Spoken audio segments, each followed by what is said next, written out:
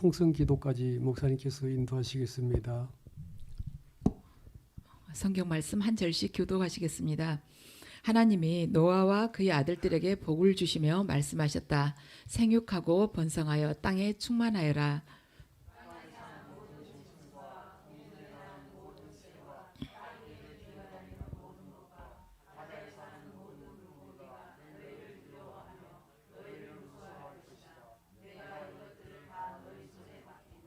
살아 움직이는 모든 것이 너희의 먹거리가 될 것이다. 내가 전에 푸른 채소를 너희에게 먹거리로 준 것 같이 내가 이것들도 다 너희에게 준다.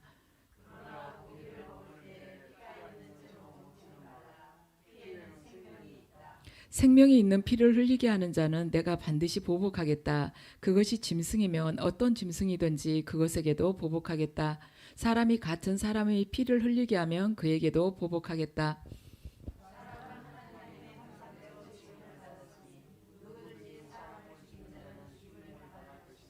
너희는 생육하고 번성하며 땅에 편만하여 거기에서 번성하여라.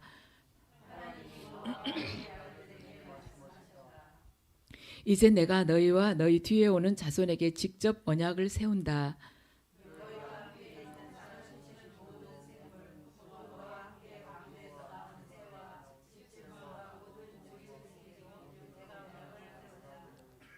내가 너희와 언약을 세울 것이니 다시는 홍수를 일으켜서 살과 피가 있는 모든 것들을 없애는 일이 없을 것이다. 땅을 파멸시키는 홍수가 다시는 일어나지 않을 것이다.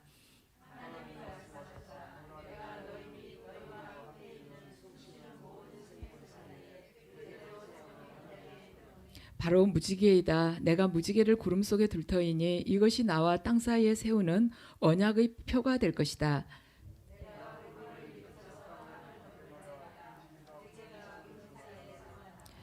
나는 너희와 숨쉬는 모든 짐승 곧 살과 피가 있는 모든 것과 더불어 세운 그 언약을 기억하고 다시는 홍수를 일으켜서 살과 피가 있는 모든 것을 물로 멸하지 않겠다.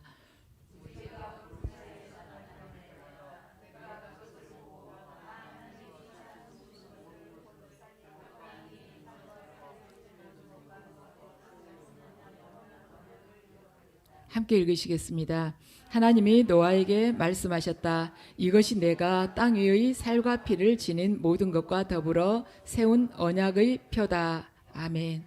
잠시 우리 주님께서 주신 보혈의 은혜를 받으시겠습니다. 아버지, 예배 가운데 아버지께서 세우신 그 언약, 십자가의 그 보혈의 은혜를 저희들에게 이 시간 부어주시옵소서. 저희들 아버지 그 언약을 알지만 세상을 사랑하며 어리석기 때문에 주님의 말씀을 무겁게 여기고 또한 그 길 가는 것 자체가 두려웠었습니다. 하지만 아버지, 저희들 심령을 주님의 보혈로 이 시간 씻어주시었고 저희들 각 가정 아버지께서 보혈로 깨끗이 씻어주시고 채워주셔서 이 땅에 살아가며 아버지께서 두려워하며 살아가는 저희들에게 주님께서 친히 세워주신 그 구원의 언약을 기억하며 세상 바라보지 않고 마지막까지 주님의 보혈과 말씀을 품에 안고 걸어가며 승리하는 삶을 살도록 주님의 능력으로 저희들 지켜주시옵소서. 감사드리며 예수님 이름으로 기도드립니다.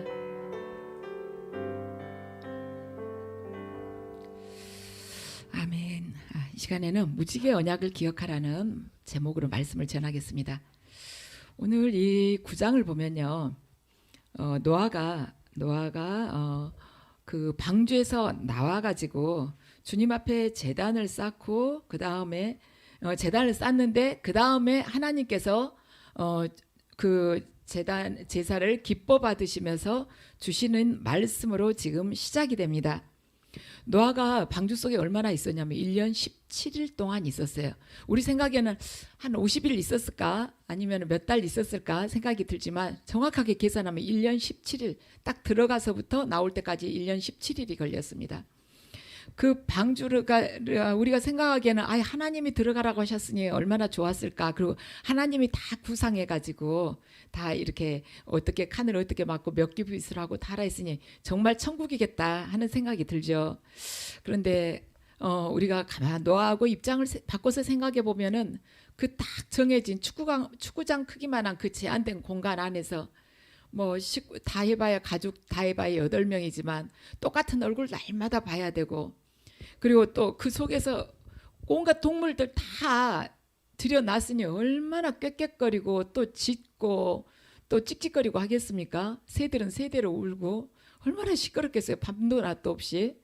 그리고 또 걔네들 먹이를 먹여야 되잖아요. 먹으면 또 싸잖아요. 배설물 또 다 치워야 되잖아요.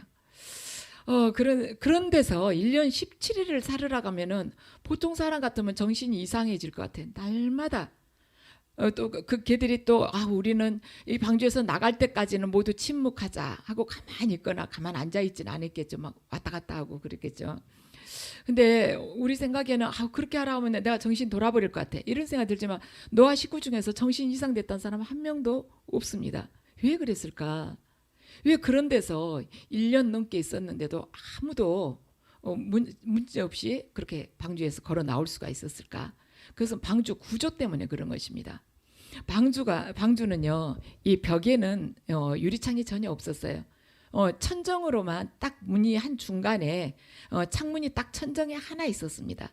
네, 그래서 이 옆으로 창문이 없었기 때문에 세상을 내다볼 수가 없었어요. 만약에 그 고통 속에서 노아의 가족들이 세상을 바라봤더라면은 그러면서 옛날에 이러이러했었는데 하면서 세상 속에서의 그 삶을 그리워했었더라면 그 가족 8명 중에서 몇 명은 정신 이상이 됐을 수도 있습니다. 내가 이것이 뭐냐 그런 생각이 들 수가 있었을 거예요. 그런데 방주에는 창문이 있었는데 하늘을 향해서 딱 하나님만 바라볼 수 있도록 하나만 있었어요. 그래서 하나님만 바라보고 있을 때 내가 왜 이곳에 있어야 되지? 내 가족들이 왜 이렇게 곤욕을 치러야 되지? 하는 그런 해답이 다 하나님 안에서 나왔어요. 세상을 바라봤으면 얼마나 원망이 들겠습니까? 이제 비도 그쳤는데 좀 꺼내주시지. 이런 생각이 들지 않겠어요? 사람들 다 죽었을 텐데 심판하신다 했으니까 40일 동안 비 내렸으면 다 죽었을 텐데 이제 죽었으면 심판 끝났으니까 우리 좀 땅에 좀 내려주시지. 이런 생각이 들잖아요. 그런데 세상을 아예 바라보지를 않았기 때문에, 바라보지 못했기 때문에, 그리고 하나님만 바라봤기 때문에 건강한 영적인 상태를 유지할 수가 있었던 것입니다. 우리가 이 세상 살아가면서 내 자신에 대해서 회의가 될 때가 있어요. 그리고 좌절이 될 때도 있고 두려움이 들 때도 있고 아니면은 아주 탐욕스러워질 때도 있습니다. 살아가면서 많은 의문들이 또 들 때가 있어요. 왜 내가 이렇게 살지? 왜 나는 하나님께 헌신을 해도 내 삶은 변함이 없지? 하나님은 왜 내 기도에 대해서는 응답이 없으시지? 이런 생각이 들 수가 있어요. 그런데 그 이유는 뭐냐면 우리가 하나님을 보지 않기 때문이라는 것입니다. 우리 영적인 시선이 하늘로만 향해 있고 하나님만 바라보게 된다면 그 안에서 모든 답을 하나님께서 주신다는 것이죠. 내가 왜 오늘 이렇게 살아야 되는 건지, 왜 이 상황 속에 내가 있어야 되지, 이 터널의 끝은 무엇이 있을까 하는 그런 의문이 다 해소가 된다는 것입니다. 어쩔 때 그러냐면 하나님 바라볼 때 그렇게 된다는 거죠. 네, 그런 노아가 이제 방주에서 문을 열고 나왔어요. 방주 안에 있을 때 노아가 뭐가 제일 하고 싶었겠습니까? 이 생각 저 생각하면서 옛날에 이것저것 먹었던 것도 생각나고 여기저기 자유롭게 다녔던 것도 생각나지 않았겠어요? 우리도 어디가 1년 동안 꽉 갇혀 있으면 어때요? 내리기만 해봐라. 나 뭐 좀 해야지. 저는 1년 동안 안 갇혀 있고 전에 보름인가 어디 외국 갔다 왔는데 그때 일본을 다녀왔을 때 그랬어요. 일본에서 한 10일 정도 있었거든요. 근데 가정집에 있었거든요. 그때 있는데 나 한국 가기만 해봐라. 내가 정말 고추장에다 밥 비벼 먹어야지. 나 내리자마자 나 전주 비빔밥 사 먹을 거야. 왜냐하면 일본 음식이라는 게 너무 싱거워가지고 먹어도 먹은 것 같지가 않은 거예요. 그래서 내가 화끈하게 먹을 거야. 딱 10일 떨어져 있어도 그러는데 노아가 1년 동안 그럴 때 어쩌겠어요. 그래서 많은 사람들은 그렇게 생각을 합니다.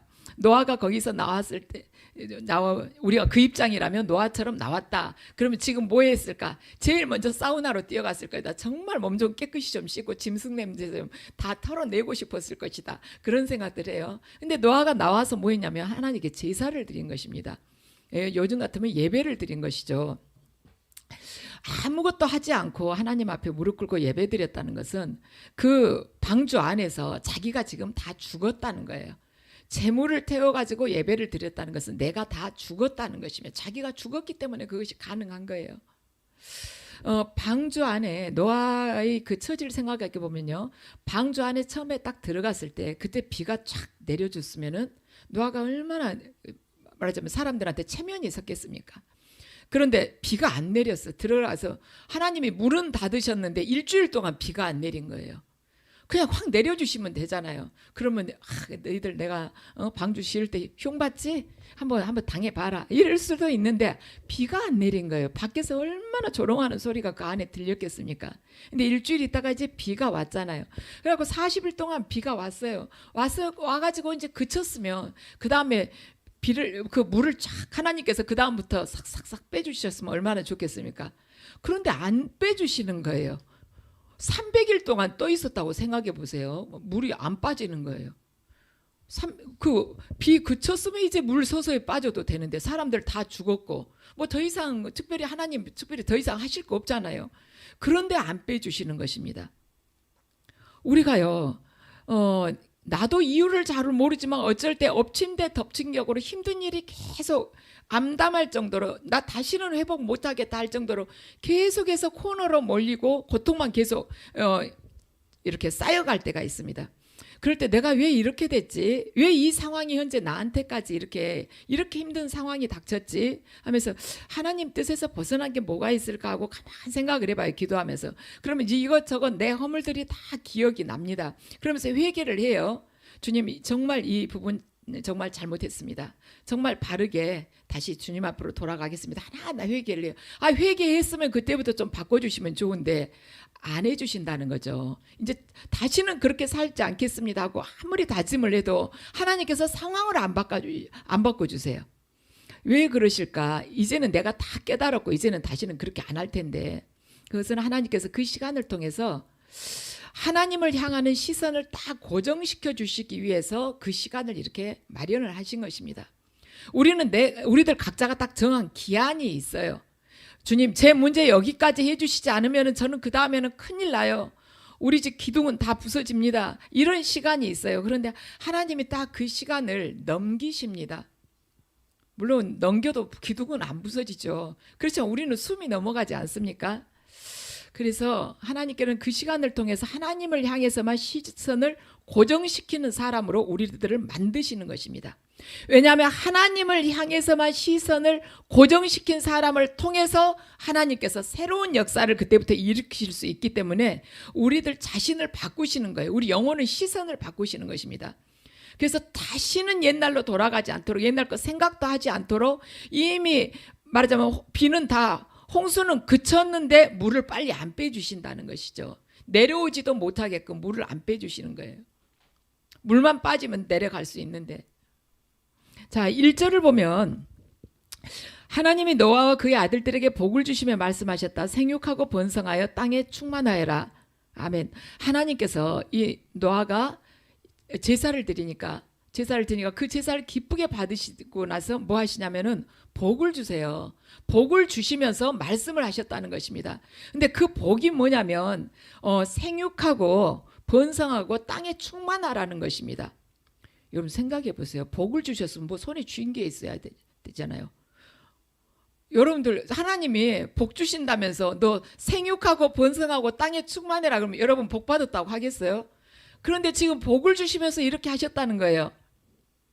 손에 뭔가 쥐어져야 되잖아요. 근데 이렇게 딱 명령을 하신 거예요. 너 생육하고 번성하고 땅에 충만해라. 그리고 이렇게 명령을 하셨다는 것입니다. 그러면 하나님의 복이라는 게 도대체 뭘까? 분명히 복 주셨다 했는데 오히려 부담스러운 명령만 하시고 내 손에는 아무것도 없고, 이걸 보면 하나님의 복이란 하나님의 복이란 하나님의 말씀하고 직결되는 것이구나. 하나님께서 복을 주시면서 말씀을 하셨다고 그랬잖아요. 하나님의 말씀과 직결되는 것이구나. 하나님의 말씀이 내 귀에 들리고 하나님 말씀대로 행하는 것이 복이구나. 하나님이 명령하시면 그 명령이 바로 창조의 사건이 된다는 것을 내가 기억하는 것이 바로 복이구나. 그걸 우리가 깨닫게 됩니다. 우리 9장 1절을 통해서. 자, 2절을 보면요. 9장 2절을 보면 땅에 사는 모든 짐승과 공중에 나는 모든 새 이것들을 다 너 손에 맡긴다고 하나님께서 말씀하세요. 그것들을 다스릴 그 말하자면 그걸 우리에게 능력을 우리에게 주신다는 것입니다. 우리는 사자나 호랑이, 독수리 같은 거 다스릴 수 없어요. 우리가 코끼리를 무슨 수로 다스립니까? 어느 목사님이 그 말씀 하시더라고요. 코끼리 다스리는 방법을 이제 우화적으로 한 이야기가 있다고 그러면서 그 목사님은 대구에서 목회하시는데요.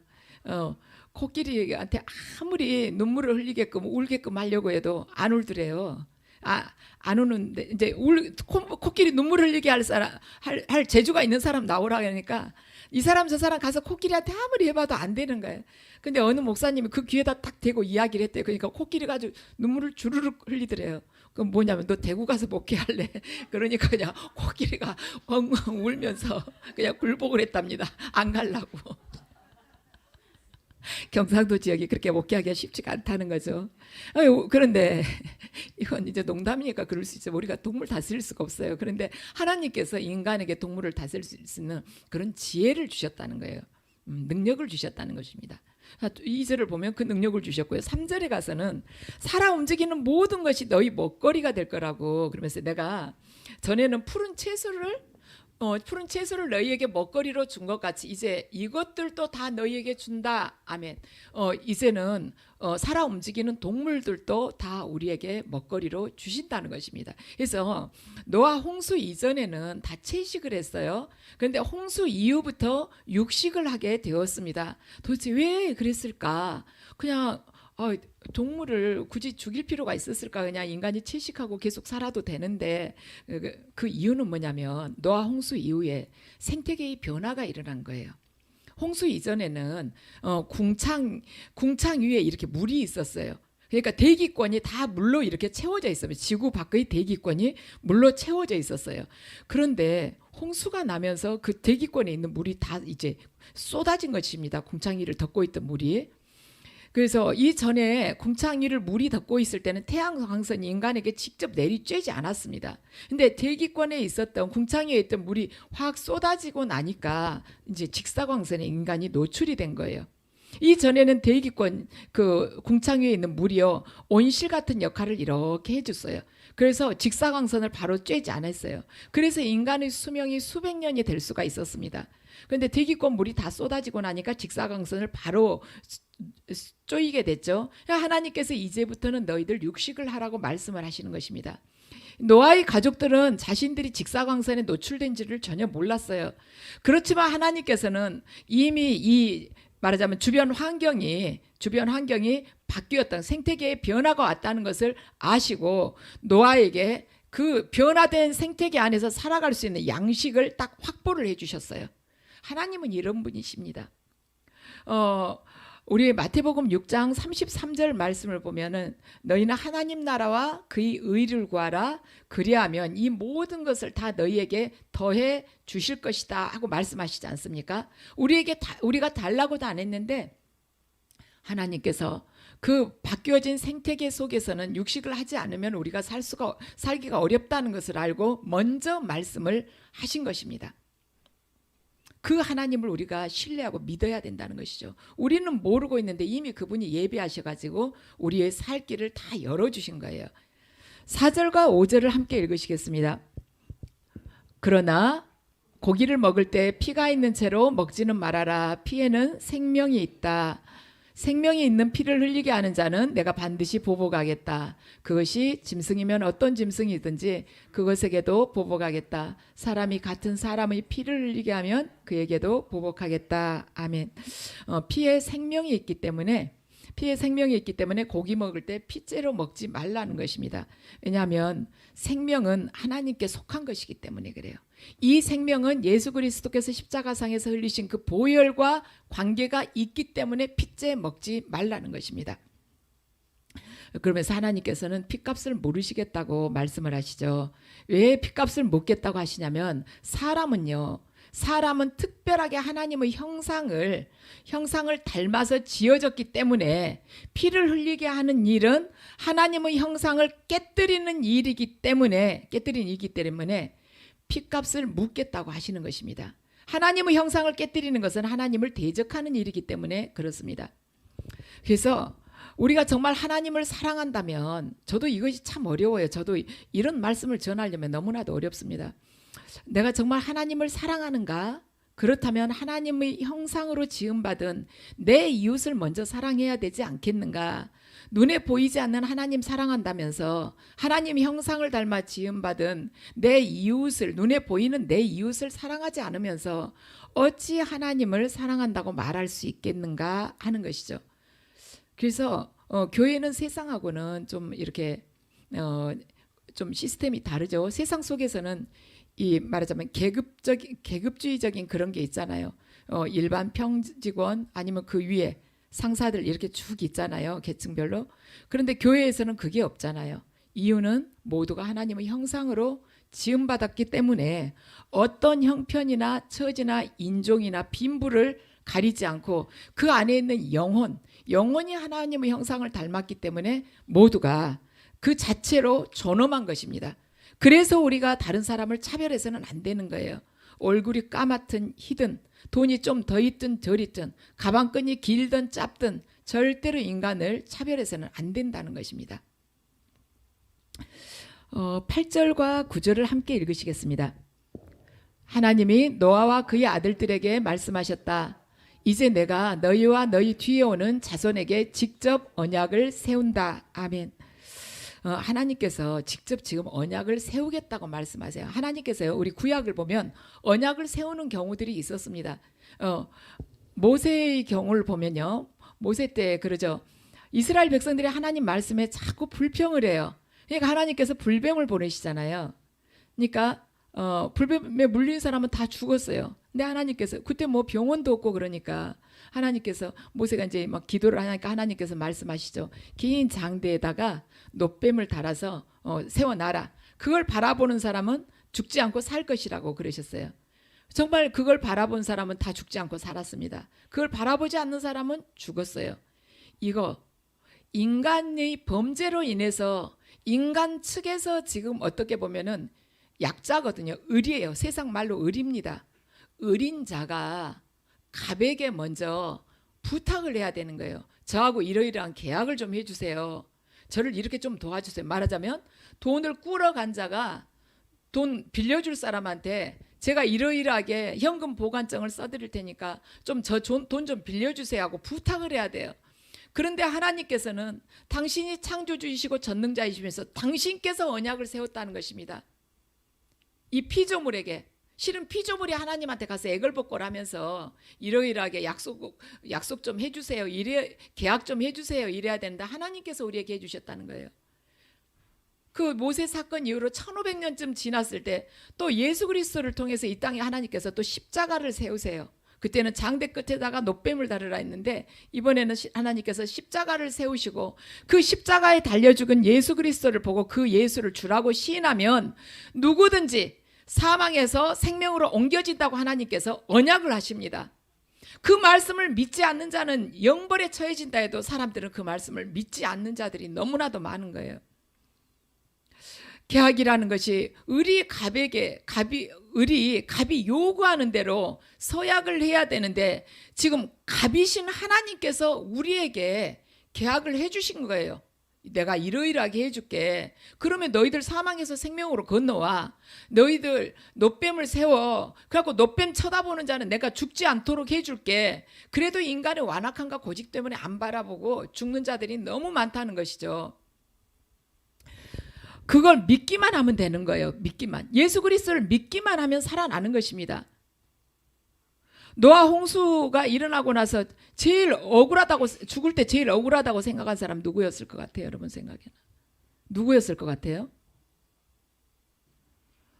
비가 딱 오기 시작하니까 비 오구나 다들 이랬겠죠. 그렇게 노아가 뚱땅거리면서 비 온다 하더니 정말 비가 오구나. 그런데 며칠에 끝나는 것이 아니라 계속 오니까 이거 심판의 비였구나. 진짜 심판의 비였구나. 그렇게 생각을 한 것입니다. 누가 가장 후회했을까? 누가? 노아로부터 일당 받고 방주 안에 들어가서 일하고 나갔던 인부들이 제일 후회했지 않겠어요? 방주 안에 들어가서 망치로 못 두들기고 다 칸막이 하고, 여기는 코끼리 들어갈 자리, 여기는 사자 들어갈 자리 다 칸막이 하고, 걔들 연물통까지 다 해놓고, 그러고 나간 사람, 들어가 보지 않았으면 덜 억울하지. 일 다 해놓고 그냥 앉아 있었으면 살았을 텐데 나간 사람 얼마나 억울했겠습니까? 죽으면서. 우리가 그런 사람이 될 수가 있다는 거예요. 교회 안에는 와 있고 예수님이 어떤 분이시라는 거 귀가 닳도록 들었지만 하나님 말씀대로 살아가지 않게 되면은 우리도 어느 날 그렇게 될 수가 있다는 것입니다. 가장 억울한 자가 될 수가 있다는 거예요. 우리 모두가 천국에 다 간다는 것은 아닙니다. 물론 갈 수도 있죠. 그렇지만 천국에 간다고 100% 보장받을 수 있는 것은 아니라는 것입니다. 늘 깨어 있어야 되는 거예요. 오늘 13절 말씀을 보면요. 13절 함께 읽으시죠. 바로 무지개다. 내가 무지개를 구름 속에 둘 터이니 이것이 나와 땅 사이에 세우는 언약의 표가 될 것이다. 아멘. 주님께서, 하나님께서 내가 너희 및 너희와 함께 있는 숨쉬는 모든 생물 사이에 대대로 세우는 언약의 표가 있는데 그 언약의 표가 무지개라는 것입니다. 왜 무지개일까? 궁금하시죠? 아무리 홍수가 난 후라고 해서 비 그친 지도 얼마예요? 300일도 넘지 않았겠어요? 홍수가 끝난 지가 40일이 지나고 300일이 넘었으니까. 근데 왜 무지개였을까? 차라리 언약의 표라면은 그냥 화끈하게 분명하게 우리들에게 경각심을 꽉 일으킬 수 있도록 천둥이나 아니면 번개를 번쩍 치든지 이렇게 했으면 얼마나 더 뇌리에 남겠습니까? 그런데 하나님께서는 왜 노아하고 무지개로 언약을 맺었을까? 다른 것도 많은데 왜 무지개로 언약을 맺었을까? 이것은 히브리 근원을 살펴보면 이해가 갑니다. 무지개는요 히브리인들에게 있어서 캐셰드라고 이렇게 발음을 하고 있어요. 그런데 이 캐셰드가 무슨 뜻을 가지고 있냐면 활, 우리 화살 쏠 때 활 있죠, 이렇게 무지개 모양이죠. 예, 활을 뜻하고 있어요. 그래서 이 활이라는 게 뭐냐면 전쟁에 사용이 되잖아요. 그리고 짐승 같은 거 잡는 그런 도구로 또 쓰이지 않습니까? 그래서 하나님께서는 다시는 사람을 죽이거나 숨쉬는 동물을 살생하지 않겠다는 그런 언약의 표로 무지개를 쓰신 것입니다. 그런데 이 캐셰드라는 무지개라는 뜻을 가지고 있는 히브리어의 캐셰드라는 게 가장 어근이 뭐냐면 그 캐셰드의 어근이, 그러니까 어근이라는 것은 어떤 단어에서 더 깊이 들어가면 그 단어가 더 이상 쪼개져 가지고 의미를 잃어버리기 바로 직전의 그 마지막 가장 근원되는 그런 단어를 보고 어근이라고 그래요. 이 캐셰드라는 이 활이라는 뜻을 가진 이 캐셰드의 어근이 뭐냐면은 코쉬라고 그랬는데 이 코쉬가 뭐냐면은 덫이라는 뜻을 가지고 있어요. 덫, 올무라는 뜻을 가지고 있습니다. 그러니까 덫이라는 게 뭐냐면 동물을 잡기 위해서 이렇게 딱 올무를 이렇게 놓잖아요. 그러니까 덫은요 어떠한 성격을 가지고 있냐면 덫을 놓은 사람에게는 절대로 올무가 되지 않아요. 누가 자기가 동물 잡으려고 덫을 딱 놓고 거기 가서 자기 발을 갖다 대는 사람이 있겠습니까? 덫을 놓은 사람한테는 올무가 되지 않습니다. 그 덫이라는 것은 덫을 놓은 그 사람의 자녀들에게도 올무가 되지 않아요. 덫을 놓고 어떤 아버지가 덫을 놓고 자기 자녀들한테 어디에다가 내가 덫을 놨으니까 절대로 거기 지나가면 안 돼 하고 일러주지 않겠습니까? 자녀들에게는 일러주면서 안전하게 그 자녀들을 보호해 주지 않겠습니까? 그런데 덫이라는 것은 덫을 놓는 장소도 모르고 덫의 의미도 모르는 사람에게는 올무가 되어서 생명을 잃게 할 수도 있는 것입니다. 생명을 잃게 되는 거예요. 그래서 우리가 이 히브리어 이걸 보면은요, 이래서 무지개를 하나님께서 사용을 하셨구나. 무지개라는 게 원래 이렇게 활이라는 뜻을 가지고 있는데 그 활이라는 뜻을 가지고 있는 캐셰드라는 게 어근이 코쉬인데 그게 바로 덫이라는 뜻을 가지고 있었구나. 그 덫은 덫을 놓은 사람에게는 절대로 올무가 되지 않는데 자기가 짐승 잡으려고 낳기 때문에 올무가 되지 않는데, 그리고 덫을 놓은 사람의 자녀들에게도 올무가 되지 않는 거예요. 자기 자녀를 보호하기 위해서 그 아버지는 반드시 덫을 어디다 놨다고 이야기해 주지 않겠습니까? 근데 덫이 어디가 있는지도 모르고 덫의 의미도 모르는 사람은 거기에 걸림으로 인해서 사망할 수 있다는 것입니다. 바로 무지개는 예수 그리스도를 예표하고 있는 것입니다. 그 무지개 언약 그 상징을 아는 자에게는 생명이 되는 것이에요. 왜냐하면 그쪽을 반드시 피해가고 그 말씀을 지키기 때문에. 그렇지만 그걸 말하자면 그 언약을 모르는 자에게는 그 무지개가 덫이 되어서 마지막 주님 오신 날에는 그 심판을 피해서 갈 수가 없는 것입니다. 하나님께서는 무지개라는 언약의 표시로 바로 그 증표로 예수 그리스도를 우리들에게 주셨습니다. 그렇다면 저와 여러분에게 남은 것이 뭐겠습니까? 무지개라는 언약의 징표로 예수 그리스도를 우리에게 주셨다면 우리가 살아남는 것, 그 덫에 걸리지 않고 살아남는 것은 뭐냐면은 바르게 믿고 예수 그리스도와 하나님을 바르게 알고 믿고 영생을 얻는 것인 것입니다. 그게 하나님께서 우리에게 예수 그리스도를 주신 이유예요. 하나님께서는 저와 여러분들에게 무지개 언약을 주셨습니다. 노아와 그 후손들에게 무지개 언약을 주신다고 했잖아요. 무지개 언약을 주셨습니다. 그 언약이 이 불안한 인간들에게는 얼마나 귀한 하나님의 선물입니까? 우리가 아무리 큰 소리치고 그런 사람도요, 죽음 앞에서는 벌벌 떠는 것이죠. 그 사형수들 이렇게 보면은 그러세요. 그 장로님 많이 이야기 간증하시잖아요. 아무리 그 감방 안에서 그렇게 큰 소리를 친 사람도 자기가 사형당하러 간다 하면 오줌을 줄줄 싸면서 걸음도 빨리 걷지 못하고 조금씩 이렇게 성큼성큼 걸어가지를 않고 조금이라도 더 늦게 죽으려고 조금씩 발을 옮긴다고 하지 않습니까? 그러지 않으면 그렇게 원망을 하고 저주를 하면서 간다고 하지 않습니까? 죽음이란 다 두려운 것입니다. 세상 속에서 몇 명을 그렇게 잔인하게 죽였던 사람도 자기 앞에 죽음이 온다면 그렇게 두려운 거예요. 그런데 하나님께서는 이렇게 막연한 미래에 대한 두려움, 죽고 난 후의 두려움, 그것 때문에 힘들어하는 우리 인간들에게 선물을 주셨어요. 예수 그리스도를 선물로 주신 것입니다. 그런데 그것도 선물로 주시면서 우리가 하나님한테 찾아가가지고 막 사정하면서 받은 것이 아니에요. 하나님께서 우리에게 먼저 찾아오신 것입니다. 갑이 을에게 찾아오신 거예요. 그러면 하나님께서 우리에게 찾아오셨을 때는 뭔가 대책이 있으니까 찾아오지 않았겠어요? 우리도 누구 도와주려고 생각하고 찾아갈 때는 그 사람을 이러이러하게 도와주면은 이 사람이 이렇게 회복이 되겠구나 하고는 그 방법이며 다 생각하고 가잖아요. 하나님께서 우리에게 예수 그리스도를 보내시고 우리를 찾아오셨을 때는요, 우리가 영원한 사망으로 가지 않고 영생을 얻을 수 있는 그 모든 것을 다 가지고 오셨다는 것입니다. 그러니까 두려워할 것이 없다는 거예요. 하나님만 붙들면 되는 거예요. 그분이 주신 그 복, 하나님의 말씀을 붙들면 되는 것입니다. 자, 이사야 41장 10절 말씀입니다. 내가 너와 함께 있으니 두려워하지 말아라. 내가 너의 하나님이니 떨지 말아라. 내가 너를 강하게 하겠다. 내가 너를 도와주고 내 승리의 오른팔로 너를 붙들어 주겠다. 아멘. 이 말씀을 우리에게 또한 약속으로 주신 것입니다. 내가 너와 함께하고 있으니 두려워하지 말아라. 명령이에요. 하나님 명령. 절대 두려워하지 말아라. 떨지 말아라. 내가 너를 강하게 하겠다. 그분이 강하게 하실 그 대책이 다 있는 것입니다. 근데 우리는 현실을 보고 어쩔 때는 그냥 너무 걱정하다가 몸에서 막 열이 나면서 잠이 안 올 때가 있죠. 창문이 옆에가 나 있으니까 그래. 세상으로 나 있으니까. 하나님 바라보면은 저 이사야 41장 10절 말씀이 내 안에서 계속 힘을 주시는 것입니다. 이 약속을 붙드는 거예요.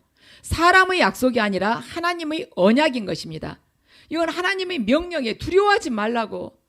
내가 내 강한 오른팔로 너를 꼭 붙들겠다고. 너는 나만 의지하고 함께 따라오라고.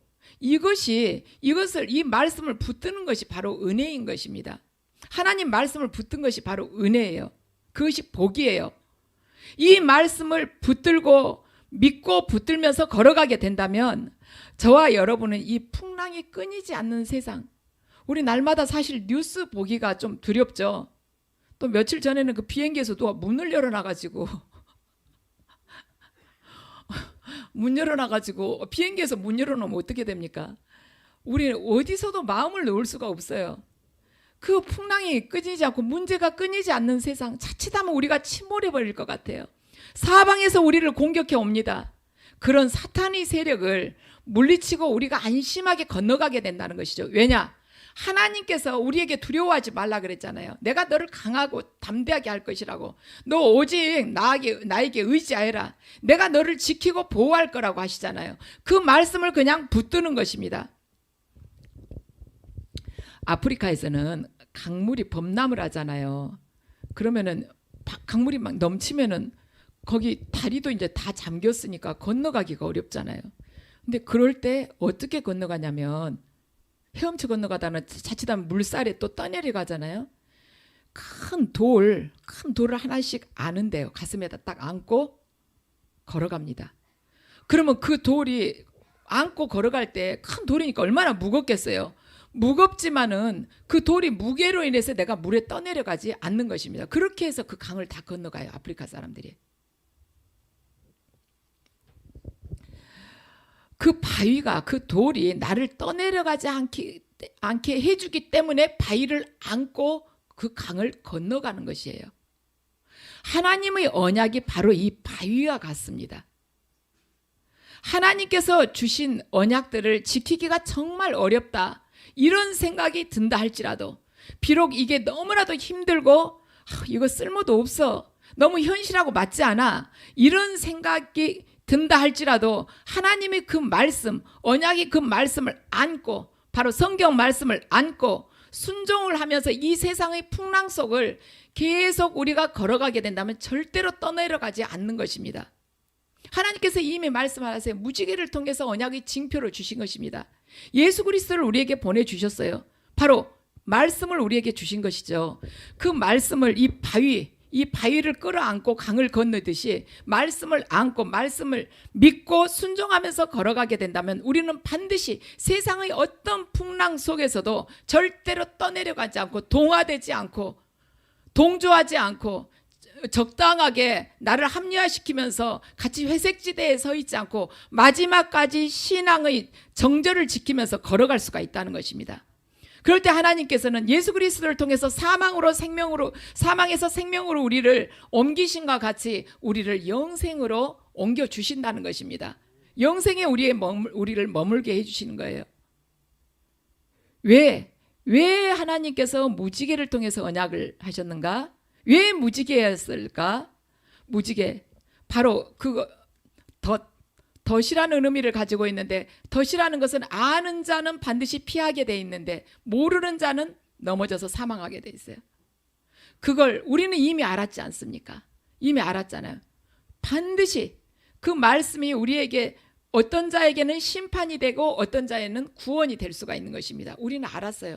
아는데 어리석게 그 길로 갈 것은 절대로 아닌 것이죠. 그래서 오늘은 예배 드리는데, 예배 전에 참 그 마음이 많이 들었어요. 저와 여러분들이 가족을 구원시키기 위해서 기도 많이 하고 삶 속에서 진짜 삶으로 이걸 옮겨야겠구나.